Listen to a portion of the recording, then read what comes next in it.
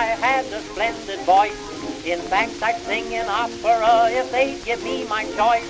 I wrote to Oscar Hammerstein that I would be his star. He said, come down and sing for me, and I'll see how good you are. And I don't suppose I'll do it again for months and months and months. No, I don't suppose I'll do it again for months and months and months. I sang the wise old owl, and he left the room at once. So I don't suppose I'll do it again for months and months and months. Welcome to the Recluse's Cookbook Series 3. I'm your host, Vinnie McHale. For anyone returning from the previous seasons, you are very welcome back, and for anyone who is new to the podcast, thanks a million for popping by. Remember, if you enjoy what you hear, then please like and share. My guest on the podcast this week is former Assistant Prison Governor and author Austin Stack. Austin's book, Justice for My Father, was published in 2025 and can only be described as a classic Irish story about fathers and their sons. The journey of the Stack family to find justice for their husband and father, Brian Stack, has been in the consciousness of the Irish public for over 40 years now. On the 25th of March 1983, Brian Stack was shot close to the National Stadium as he left a boxing event. Luckily, thanks to two attending doctors, Brian Stack survived that night, but the man that had left the family earlier that night didn't return. He survived the next 18 months, but he was paralysed and suffered brain damage. On the 29th of September 1984, he passed away from the injuries sustained in the shooting. His killer and those who organised and sanctioned his murder have never been caught. Since then, against all the odds and obstacles stacked against them, Austin and his family have pursued justice for Brian Stack. To give their story the proper due respect it deserves, Austin's interview will go unedited, and it will be split into two parts. A first for the Recluse's Cookbook. The first part will chronicle the events leading up to and the night that Brian Stack was shot, and the second part will tell the Stack's journey for justice to date. It will be released on the 21st of December. Ladies and gentlemen, I give you Austin Stack. So, Austin, can you tell us who you are and what it is that you're best known to the public for? Okay, so Austin Stack is my name, and I have written a book about my dad, Brian Stack, who was Chief Prison Officer in Portlaoise Prison, and my dad was the Chief Prison Officer during the late 70s and early 80s at the height of the IRA campaign, and he was murdered by the IRA.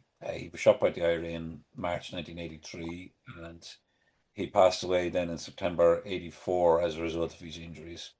Um, so I suppose I'm best known as someone who has led a campaign initially to try and get the IRA to admit that they murdered my dad, because for 30 years they had denied it.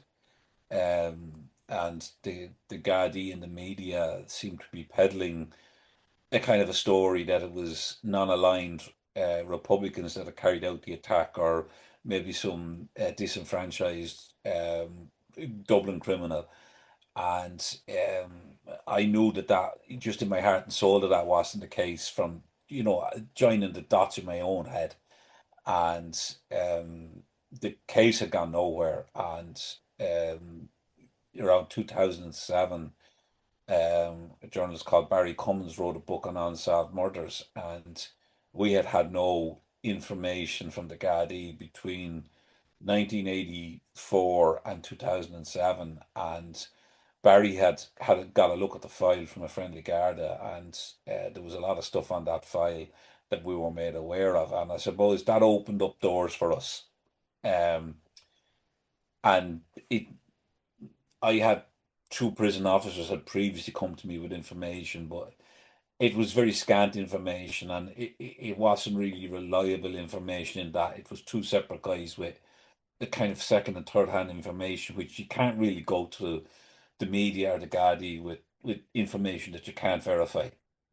And so as was from about 2007, we started campaigning to get the IRA initially to admit that they murdered my dad, and secondly, to get the Gardaí to reopen the investigation and to have another look at the investigation because there was an awful lot of material evidence there that we became aware of. Okay.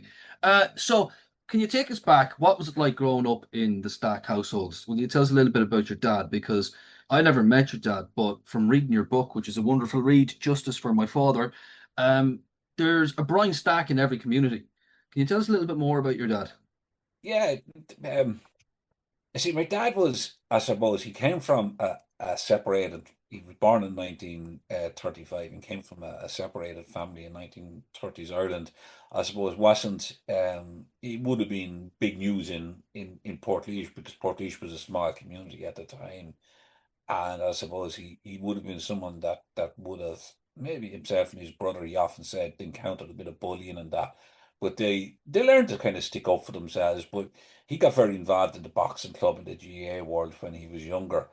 And prior to him getting married and or joining the prison service initially, he would have played particularly hurling and with the GAA, and he became a GAA referee and he joined. I suppose he was big into the community. He was also very much involved in the local Fianna Fáil organisation. His mother had been a big Eamon De Valera fan and had been a Fianna Fáil party member, and she would have maybe indoctrinated my dad a little bit in that way, that regard. But he joined the prison service in 1959 and went up to Dublin, and he won a Dublin County Hurling medal when he was up in Dublin for a couple of years and came back to Portlaoise.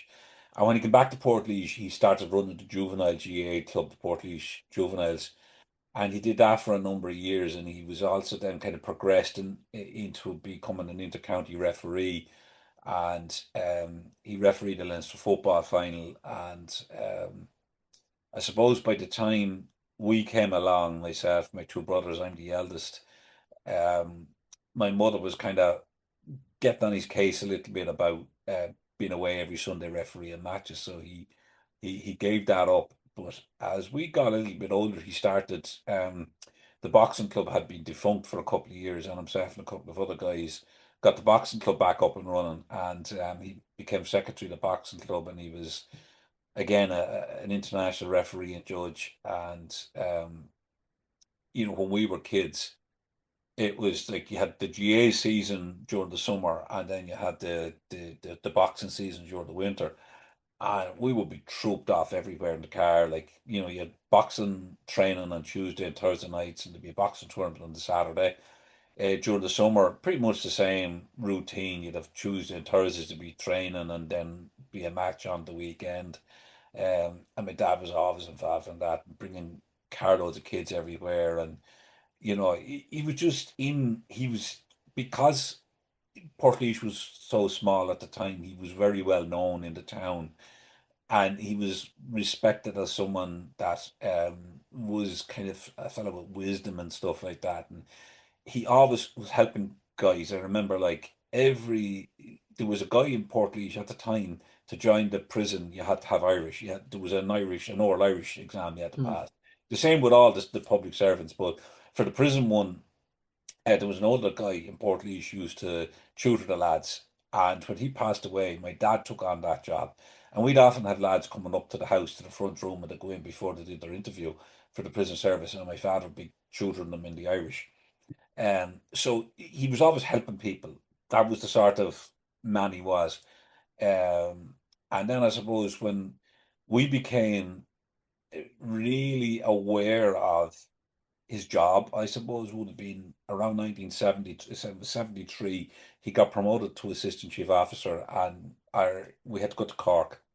Um, it was the first, because there was, again, it's not like Ireland now where you have a lot more prisons. At the time, the only prisons in the country were Cork, Limerick, Portlaoise, Mountjoy, Arbor Hill, and St. Patrick's. And I think that was it. It's like there's a small few prisons, and the promotions were few and far between. And he said, like, between 1959 and 73, they had no promotional opportunities to come up. So he said, I have to go, I have to take this. And we would all head down to Cork. And so I became aware at that stage, maybe I was 5, that this is what my dad did. And I remember he brought us into, probably around 1974 or whatever, he brought us into the prison in Cork. And he brought us in and showed us a cell phone when we were young fellas. Like, it's Yeah. extraordinary. Like, I mean, because that's not every young fella gets to do that. Yeah. Um, and like, I do remember when he was an assistant chief officer and that when he'd be doing nights and things like that, my mother would be trying to keep us um from making noise in the house when he'd be sleeping during the day if he was going on nights or whatever. But when he got promoted to chief officer, he came back to Portlaoise. He had went from Cork to Limerick for a year and back to Portlaoise in 1978. And pretty quickly after he came back, so when he had gone to Cork, Portlaoise was still just a regular prison. Okay. And in 1973, after the helicopter breakout of Seamus Toomey and Kevin Mallon and JP O'Hagan from Mountjoy, the state decided that they needed to have a maximum security prison and they picked Portlaoise for that. And so when he came back in 1978, he came back to a much different Portlaoise prison than the one that he had left. And there'd also been a number of escape attempts, and there was a one famous escape where there was 19 guys got out, and he was promoted to chief officer very quickly in 1979. Within about 8 months of him coming back, he was promoted to chief officer. You brought us on very nicely there, Austin. I think, could you remind the listeners to the political climate in the country at that particular time? Because this wasn't like you mentioned the escape from Mountjoy, but this just wasn't like I suppose, criminals who were jumping the wall. Something very specific was going on, and this was the reason why Portlaoise was reinvigorated into what it is now today, which is the maximum security prison in Ireland. Yeah, so the Troubles broke out in 1969 up in Northern Ireland, and there would obviously have been a spillover. There was a very major spillover into the south because initially it was pretty much confined to the north, and there would have been an awful lot of people down south would have been sympathetic to the plight of nationalists in Northern Ireland, and there was initially in the initial stages that kind of, I suppose, element of we should help our comrades out or our brethren out in Northern Ireland. And pretty much it became apparent then quite quickly that the IRA had the provisionals had taken over, and that this wasn't just defending you know Catholic homes, and that it became a full-blown terrorist organization that started, carrying out bank raids down south in particular to fund their operations in Northern Ireland. They were using the south as a base to carry out the operations, going across the border and come back. They were also using the south as a base to store weapons in and arms dumps, to land arms from shipments that were getting from Libya. This was a very sophisticated operation. There was a number of kidnappings had taken place. So we had down south, I suppose, at the time, there was a couple of big manhunts. And I remember as a kid, like, I mean, being very aware of all that at the time, when there was manhunts going on for the likes of Dominic McGlinchey and, things like that, or Desi O'Hare. And, the whole thing had erupted. And where Portlaoise became prominent was that the Irish state were reluctant to extradite people to Northern Ireland from the political sensitivities of being seen to extradite people across the border into the hands of the British judicial system, which had been shown up and down to have not treated Irish people, the likes of the Birmingham Six and the Guildford Four, uh, with any sense of justice. So there was that element of we're not extraditing, but at the same time, I suppose there was a clause in our extradition law which said that if for political reasons, if it was a political act, that they couldn't be extradited, and some of the judges took that literally and refused to extradite. A lot of cases there was documentation wasn't correct. And I know in the case of Dominic McGinty, he was extradited, and then the case collapsed, and they extradited him back down here. So there was a whole mishmash of stuff.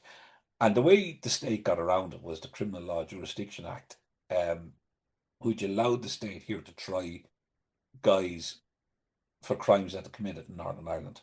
So a lot of the IRA guys were on the run down south. So if they were captured down south, and there could be a case made for something that they did in the north, they were put on trial down here in the Special Criminal Court here, and witnesses would come down from Northern Ireland and give the evidence. And so that's how Portlaoise became quite full at the time.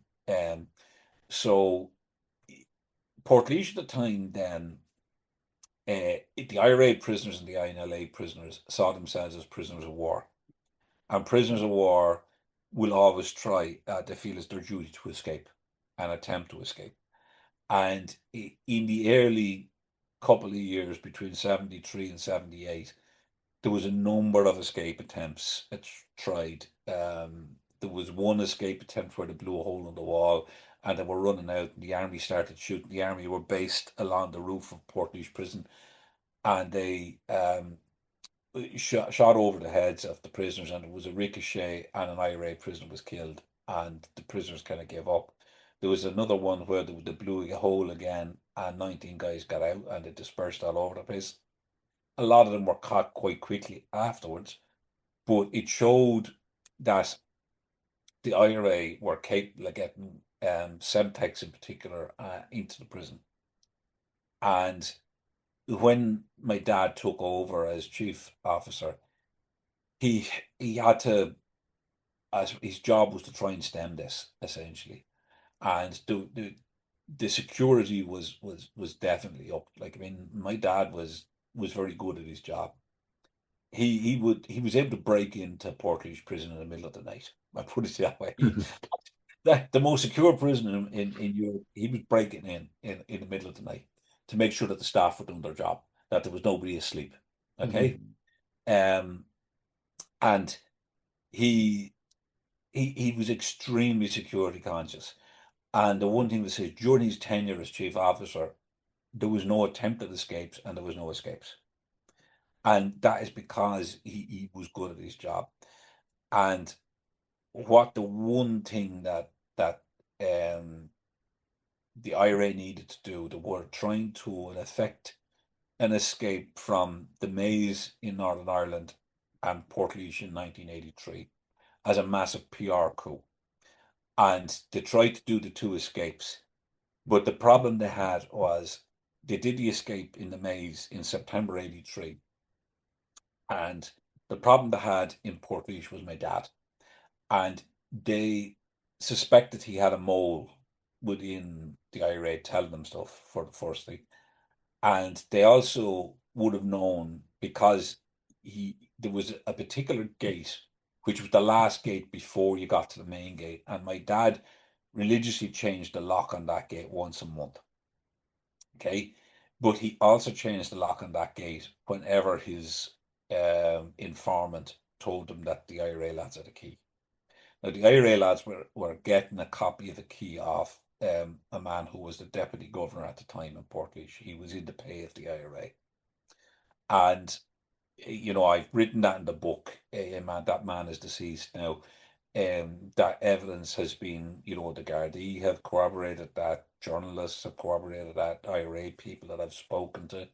That is nothing that I say or that I write about. I can't be backed up, essentially. But they needed to take my dad out, okay? And so they, in March, 25th of March, 83, he was at the national boxing finals in Dublin. And he went up with five men who were all on the committee of the boxing club. And one of the guy that was driving Joe, his son Christy was there as well. As you can imagine, they were all packed into Joe's car. There was a good few of them packed into the car. But my dad had a particular interest in the guy that won the heavyweight final that year. He was from my grandmother's hometown down in Tipperary, and and my dad had promoted this guy's cause when he got his first Ireland cap, and he won his first senior title that night. And my dad went back into the dressing room to congratulate him because the heavyweight final is always the last one of the night, and the rest of them went back to the car. And then as he walked back to the car, a guy came up behind him and shot him in the back of the neck. A motorbike came along. The shooter got up in the back of the motorbike and drove away. Okay. Two doctors came out of the stadium, and they were Belfast guys, and they would have been very used to field hospital techniques from everything that was going on up in Belfast. And they realised pretty quickly to save my dad's life, they needed to do what's known as an emergency tracheotomy, where they cut out a hole in the windpipe and insert the tube into it. And they did that, and that kind of saved his life on the night.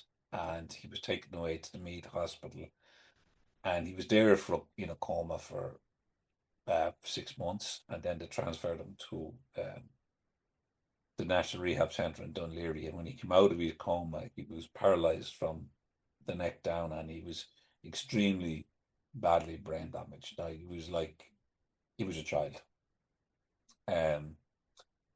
But on the night in question, I have been able to figure out that there was at least 6 very senior IRA individuals either in the stadium or just outside the stadium. Okay. The individual who organized the attack on my dad was the adjutant of the Southern Brigade of the IRA at the time. He was an individual who had been expelled from Belfast in the early 70s over allegations that he had interfered with a child. And he was exiled to France. And the OC of the Southern Brigade at the time, who went on to be an extremely senior Sinn Féin politician in Northern Ireland, and was a very senior Sinn Féin, had a very senior position within Sinn Féin.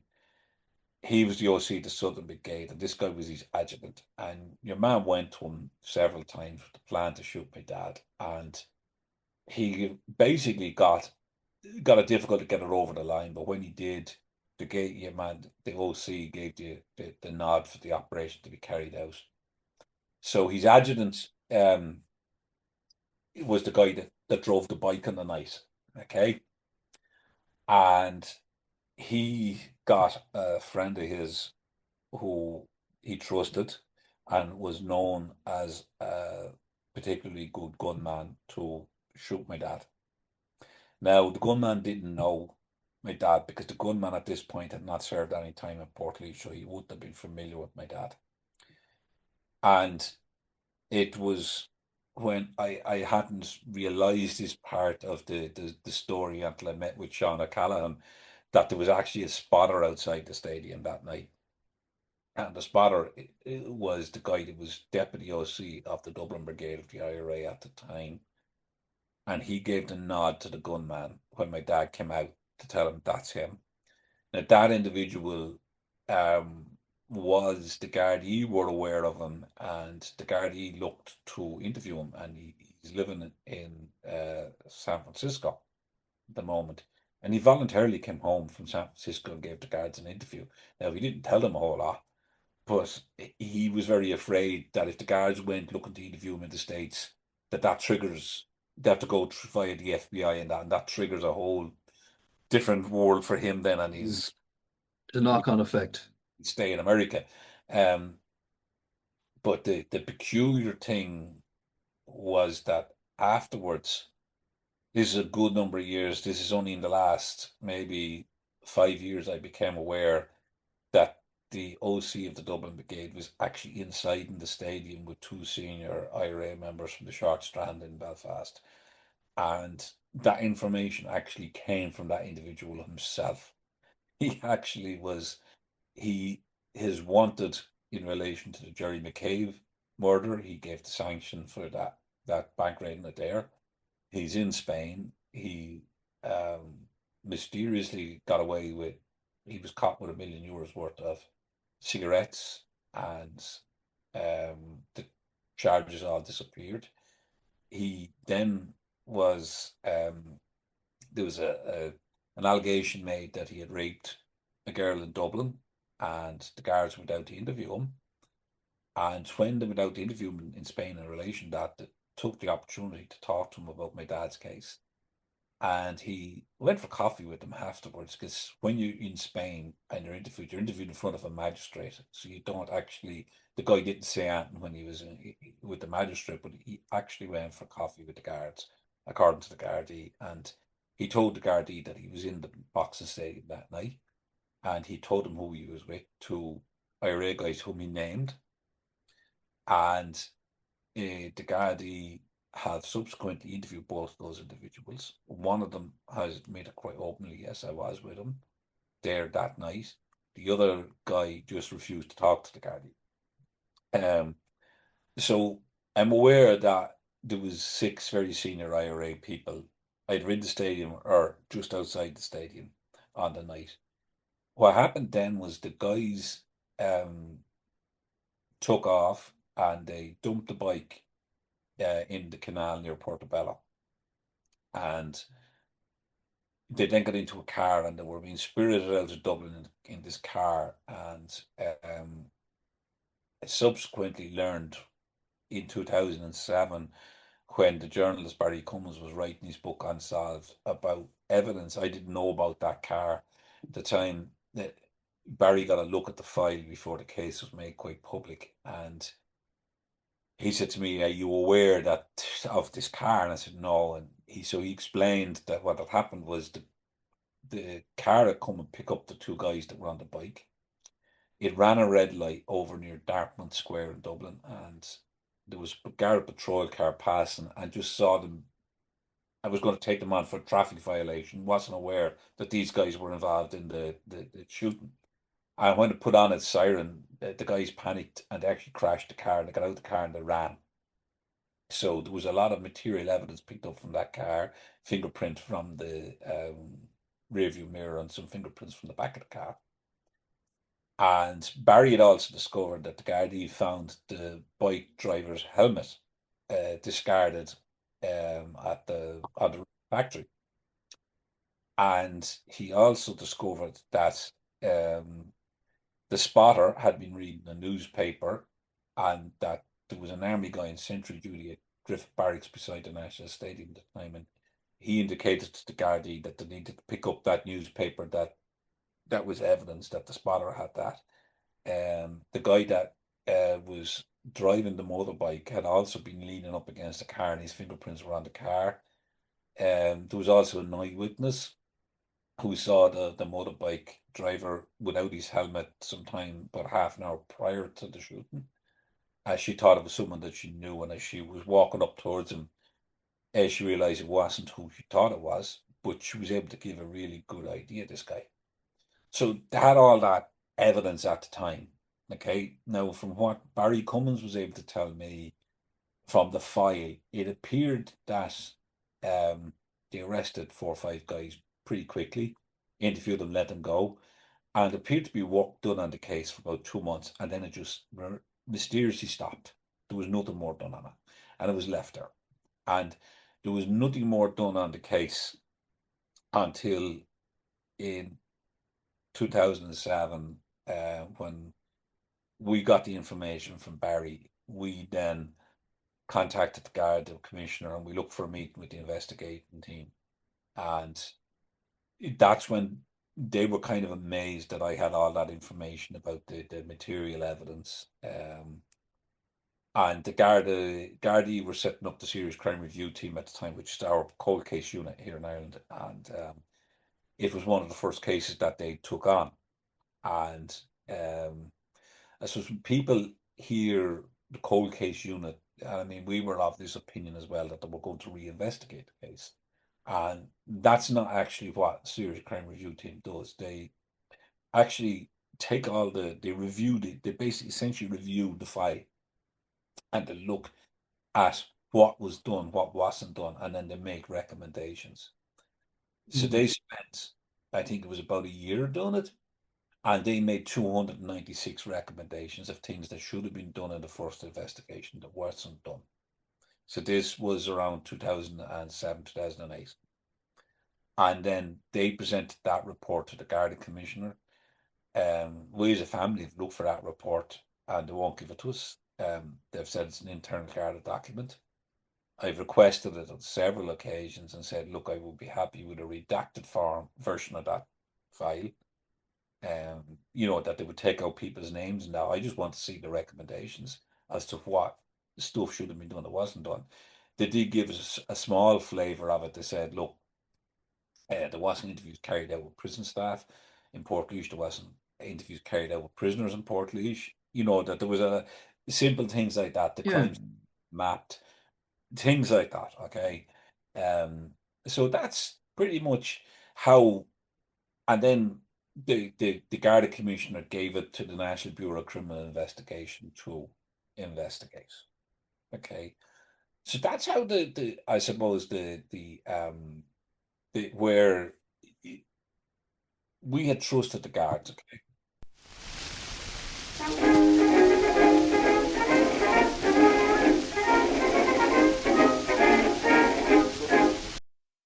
That concludes the first part of Austin's interview. The second part of this astonishing story will be released on the 21st of December. I hope you will join us then. In the meantime, please check out the links below. Thank you for listening. Until next time.